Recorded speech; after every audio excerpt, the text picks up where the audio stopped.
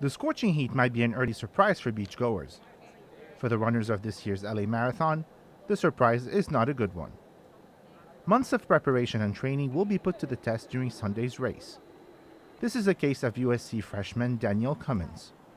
I've been training since about like October, I think, for it specifically.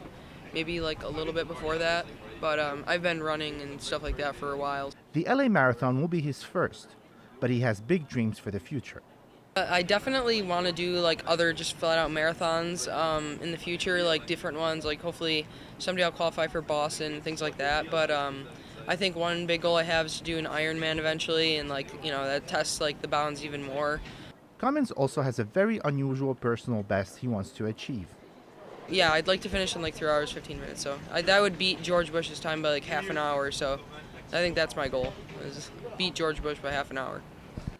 Another USC student, Catherine Wilkinson, who is a senior, is not only running. She's doing the marathon for a good cause by raising money to a charity called Girls on the Run. So Girls on the Run is an organization that is supported by my sorority, Gamma Phi Beta, and what Girls on the Run does is it is this running program for girls ages 8 to 13 to help them build self-confidence, self-esteem, and positive body image. So girls meet with coaches weekly, and at the end of it have a non-competitive 5K run, so they've learned the power of perseverance and really believing in yourself. Wilkinson set an initial target of $650, which she quickly raised in a few days, so she set the bar higher at $1,000. Currently at $850, she appeals to the community to help her raise the last $150 so she can donate the money to Girls on the Run. My fundraiser actually stays open for a month after the race, so I'm hoping on race day, as people are kind of tuning in and checking my Facebook status to see that I'm actually running and my bib number, that they might see the link and be like, oh, okay, maybe I'll give a few dollars. It's actually the race. I should give now. Wilkinson also has a few recommendations for beginners. Take it slow, listen to your body. It's kind of hard, especially when you start running for distance. Pretty much anyone can just hop up and run 2-3 miles. And then before you know it, you're at 18 miles, 20 miles. And it just feels like yesterday that you were running 3. So it just requires you stick with it and you listen to your body and you find that place where you're comfortable, where you're not just constantly out of breath, that you're just listening to your body and finding the pace that you can hold for hours.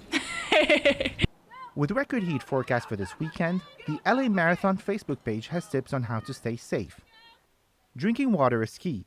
Dress in layers, as the weather will be cold in the morning and then gradually heat up. Wear a hat and sunscreen, and if you feel dehydrated, water stations will be set up at various locations for a quick refill. Despite moving the marathon from March to February, organizers cannot escape the heat. The LA Marathon Facebook page has been flooded with requests for an early start. Last year, the event started half an hour earlier than previous years. For now, the marathon will start once again at 6:55 a.m., although the situation is being monitored for any possible weather advisories. For Annenberg Media, I'm Wally Delatrache.